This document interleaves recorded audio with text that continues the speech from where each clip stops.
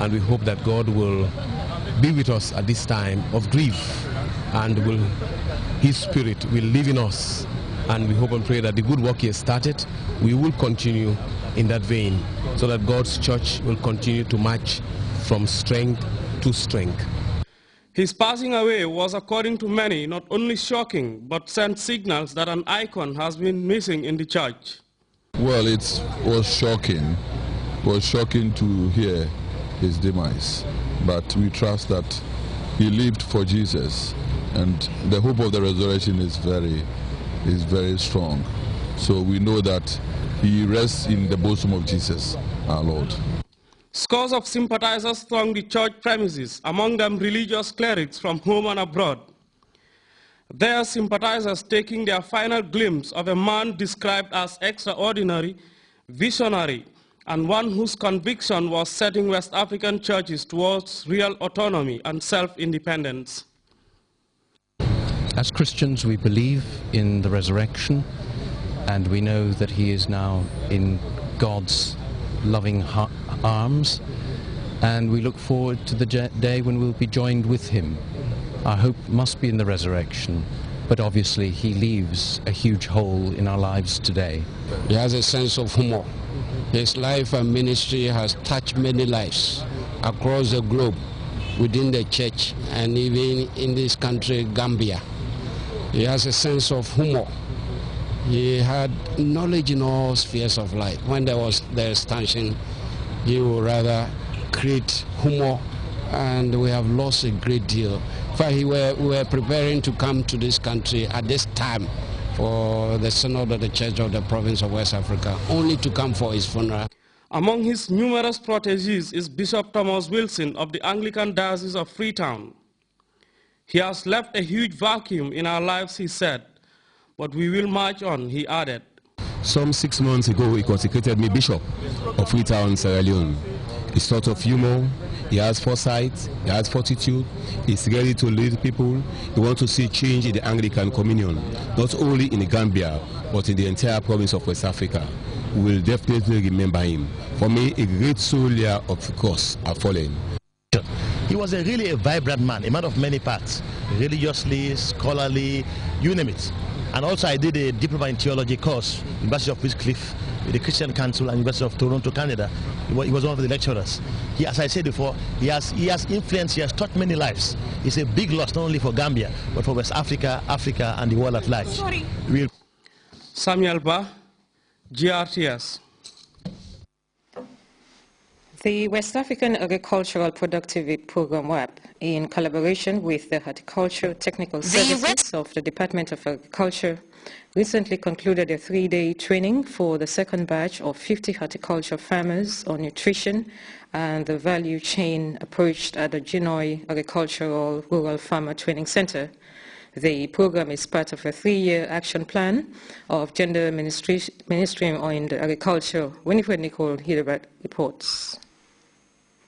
Agricultural Productivity Program, WAP, in collaboration with the Horticulture Technical Services of the Department of Agriculture, recently concluded a 3-day training for second batch of 50 horticulture farmers on nutrition and the value chain approach at the Genoy Agricultural Rural Farmer Training Center.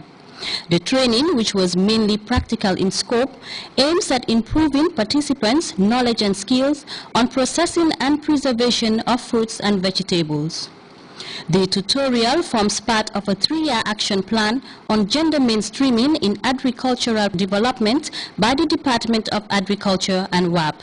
Ami Fabure Damfa, who doubles as the Deputy Director of the Horticulture Technical Services of the Department of Agriculture and the WAP Gender Focal Person, revealed that the training, being the second of its kind, aims at mainstreaming gender for improved agricultural production and productivity.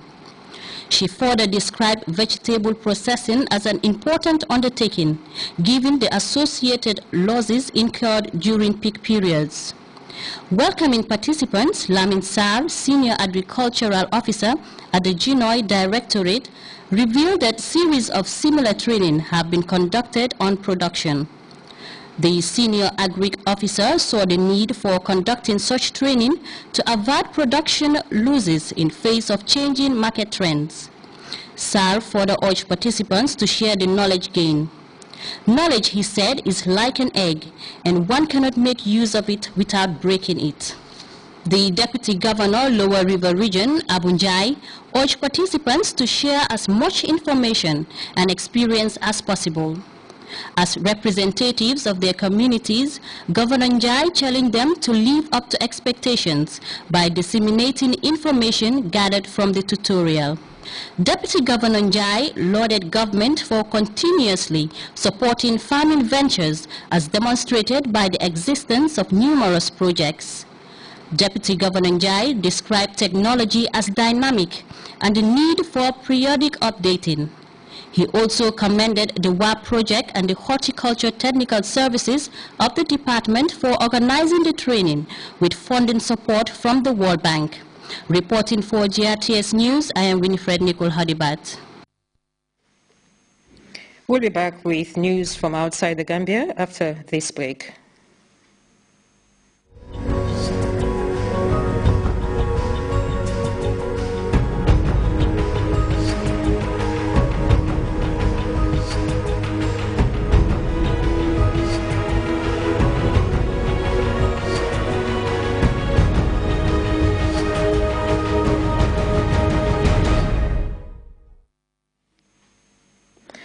Welcome back. In Venezuela, opposition leader Leopoldo Lopez has handed himself in following a warrant calling for his arrest.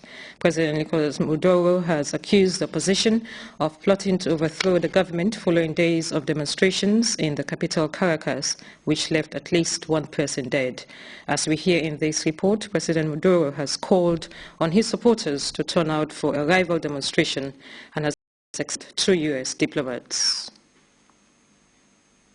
These groups of opposition demonstrators clashed with security forces Wednesday night, throwing rocks and Molotov cocktails in the Altamira district of Caracas.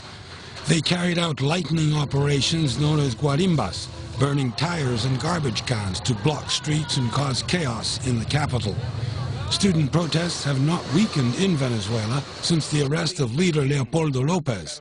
President Maduro had accused him on television of seeking to overthrow the regime. This fascist, Leopoldo Lopez, who we detained, is well guarded in prison. He will be accused of calling for a coup, and he should respond, and his accomplices for this coup and for each violent incident that happens in this country.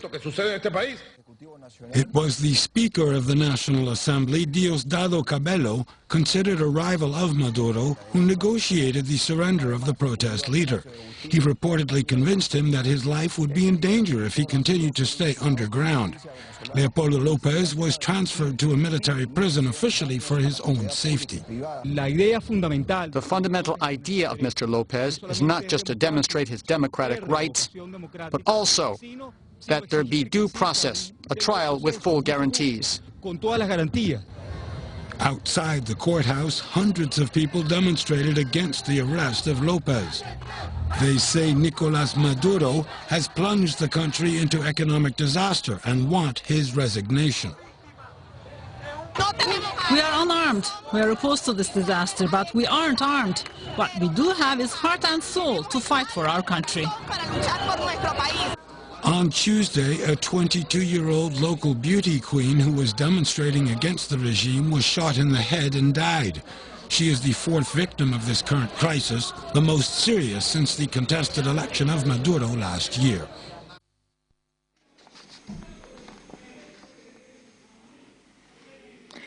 The death toll in the Ukrainian capital continues to rise as police and demonstrators clash for a second night, leaving 25 people dead. Both the opposition and the government accuse each other of starting the violence, which broke out at the main protest site, which has been occupied for almost 3 months. Ukraine is at the center of a tussle between an opposition aided and abetted by the West and the government of President Yanukovych, supported by Russia. Fighting broke out in Kiev on Thursday, just hours after the Ukrainian president called a truce. Protesters pressed ahead, meeting fire from riot police. and retook control of Independence Square. The number of fatalities continues to mount. As many as 25 civilians were killed in Thursday's clashes.